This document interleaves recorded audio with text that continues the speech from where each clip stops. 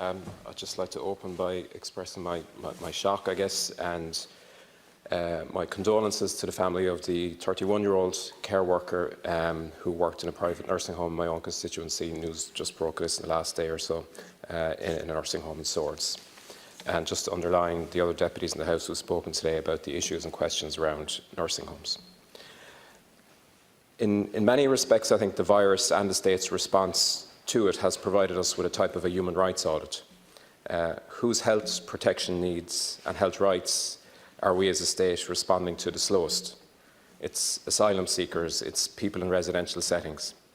Who are we leaving behind? It's travellers, it's Roma, it's international students, and it's undocumented workers. So few of us are aware of the fact that so many of our frontline workers in this battle against COVID-19 are undocumented workers, people unrecognised, unacknowledged and unappreciated by official Ireland. I spoke to two undocumented workers recently, and to some extent I want to bring their voices in here today. Their names were Deborah and Sharon. These are their real names. Both are now, as we speak, live-in care workers with elderly women.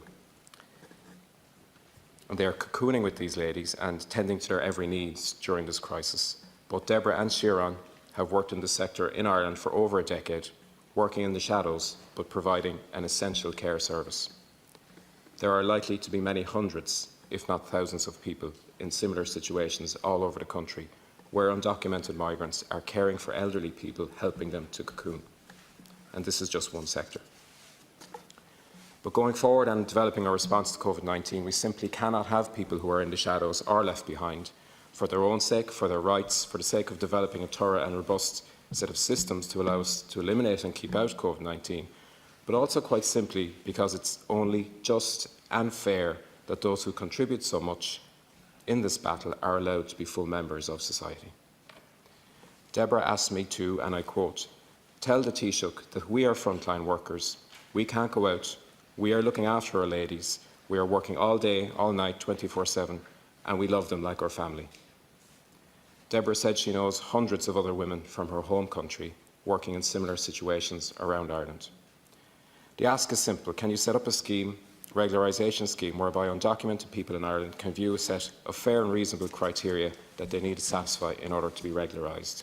And it's not just me who's calling for this. Chambers of Commerce Ireland, unions, National Youth Council, Women's Council as well. There's quite a list of bodies calling for this. And secondly, Taoiseach, briefly, I want to ask you about the welfare of bus Éireann workers who are driving essential workers to and from their workplaces as we speak now as well. The issue is that many expressway and rural route buses do not have contactless payment mechanisms or machines.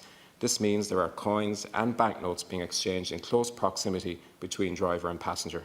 This is a health risk for drivers, but also an issue in limiting and controlling the virus.